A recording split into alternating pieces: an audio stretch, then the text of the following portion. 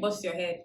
Data structures and algorithms is one of the requirements for most tech companies hiring these days.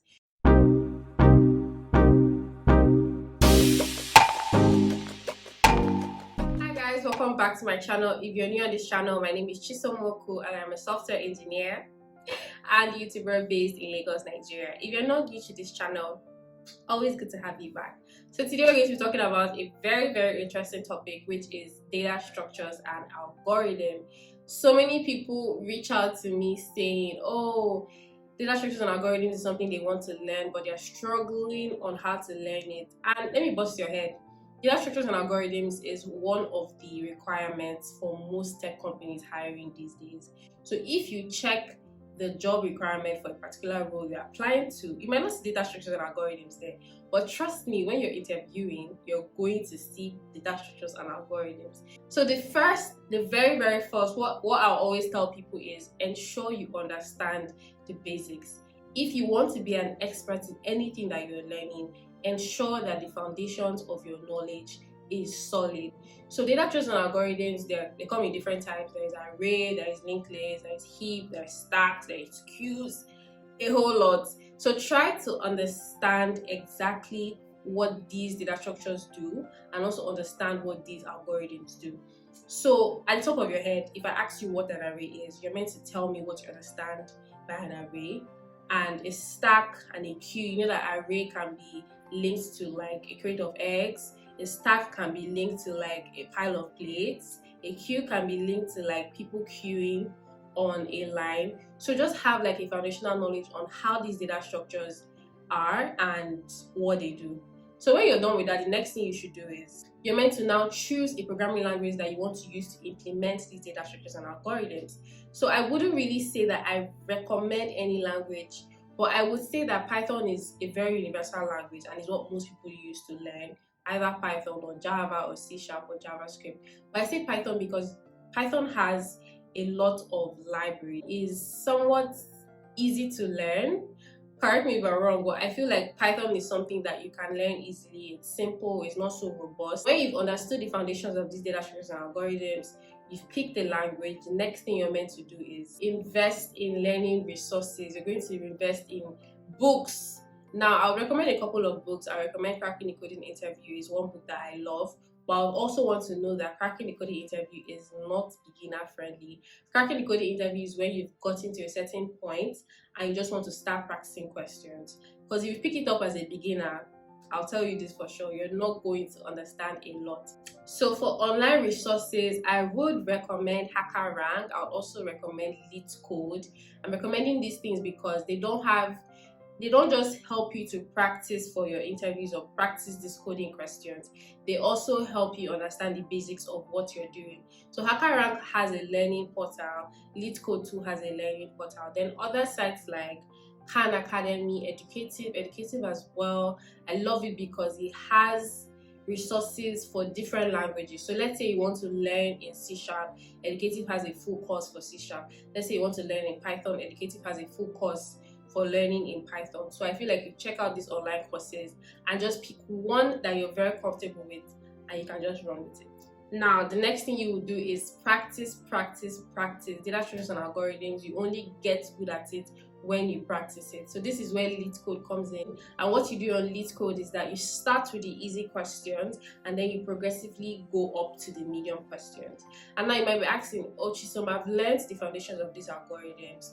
I've gotten books, I've gotten online courses, I have chosen the programming language to learn, but I still cannot answer questions.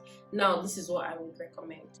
There are so many YouTubers that have dedicated their channels to answering questions on LeetCode, on HackerRank, with different programming languages. So what I would recommend is, if you understood the fundamentals of a particular data structures and you understand the fundamentals of the programming languages that you're using, and you've taken tutorials on like knowing how to insert, knowing how to delete, knowing how to swap, transverse, update, you have all of that in your head, but you are still struggling for some weird reasons how to answer these questions. I would advise that you follow YouTubers that have dedicated their channels, like I said, to answering these questions, because I noticed that in my learning, these questions have a certain pattern. I'm not saying that the patterns are the same, but what I'm saying is that if you follow them along while you're solving these questions, you would understand their thought process. You will start understanding how these people think. So it's more of like when you watch their videos and you go back to answering their question, what you're asking yourself is, oh, what would this person do if he had this problem? So that pattern of them solving problems is now in you. You are now solving these problems like a problem solver, right? And so that's one tip that helped me, and that just helped me discover the patterns in these questions. Another thing is you become a problem solver, or you become a good problem solver by tackling a lot of questions. So I would always advise people, if you want to get better at answering data structures and algorithm questions, try to practice as much as you can. Do a lot of easy questions, a lot of medium questions. Just try to decipher problems.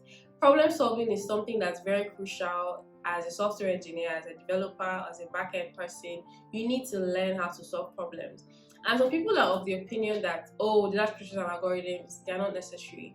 But I can tell you for a fact that in my day-to-day, that knowledge of learning how to solve problems and learning how to write code using algorithms have helped me so well in my job.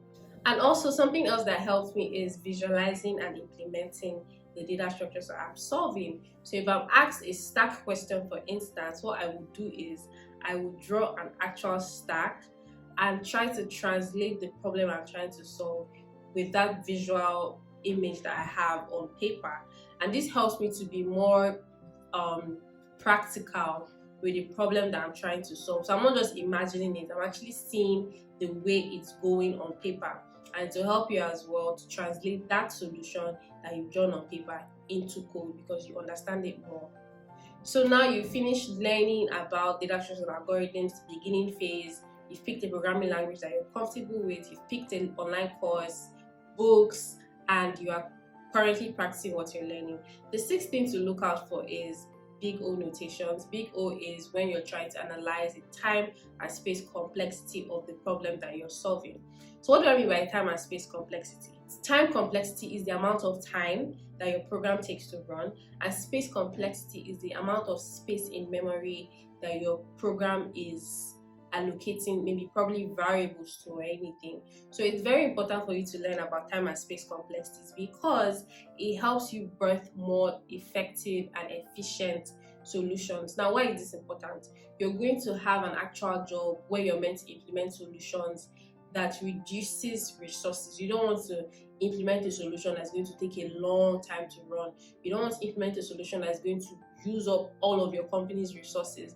So it's very important that you actually understand the value of what you're learning, especially when it comes to Big O notations. So when you start practicing and when you have now designed a brute force solution for a certain problem, you're meant to start optimizing for time and space complexities. You want to make sure that you're not using a for loop when you're not meant to use a for loop. You want to make sure that you're utilizing space on your program, or sorry, your code flow very well. You want to make sure that your program is not taking a long time to run, right? So when you finish iterating on your problem, you figure out that some solutions are more effective, or sorry, more efficient than other solutions.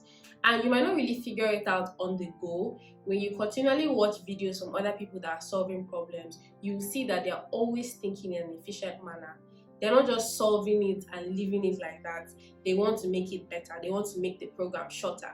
They want to make it more understandable. And you, as a software engineer, as a developer, those are things that you should look out for. So when you've explored the arrays, heaps, stacks, linked lists, queues, try to look into more advanced data structures like graphs, binary trees, all those other advanced stuff, right? So what I would always advise is, if you're learning arrays, learn arrays very well before jumping into other data structures. Some people usually learn about arrays like 50%, they get tired, they jump to trees, they don't finish it, they jump to stacks, and before you know it, you're not actually learning anything. So pick one data structure and learn it very, very well before moving over to the next data structure. Another thing that will help you is studying various algorithm designs like sorting algorithms, dynamic programming, read the algorithms, divide and conquer, search algorithms. I mean, there are so many algorithms that are very generic to different types of data structures. So I will still emphasize on practicing. You can do this by signing up on code jams, signing up on hackathons, so that you can flex your muscle as much as you can. And even if you don't find contests like this to sign up for, you can call your friends, you guys can sit to solve problems together. It's definitely going to help you moving forward. Another thing people are very confused about is the time taken to learn all these algorithms and data structures. That was something that I did when I was trying to learn data structures and algorithms. I needed a kind of guide, I needed a kind of structure, and I formed one for myself that really helped me. And when I was writing my book, I actually transferred that schedule or that flow into the book so that it can help other people. So if you have a copy of my book, you can go to the ending page. You see something called a 6-month interview prep guide, and you can follow that interview prep from arrays to your practice sections to your mock interviews down to the final thing that you're meant to learn. Now, in summary, I would like to point out that data structures and algorithms can be very challenging, but when you get the hang of it, it can be very rewarding. If you give yourself 6 months doing this intensely, you're going to do amazing in all your interviews, in your job, and the thing that you're learning these things for. So thank you guys. I hope that you learned something in this video. It was a really short one, and I hope that you're going to go ahead to do amazing things in your data structures and algorithm prep for your interviews or for your job. Don't forget to leave a comment if you have any other questions for me. Don't forget to like this video as well. Don't forget to subscribe. Guys, we're almost at 2,000 subscribers on YouTube. Please subscribe if you love this video, and I cannot wait to upload another video for you guys. Bye.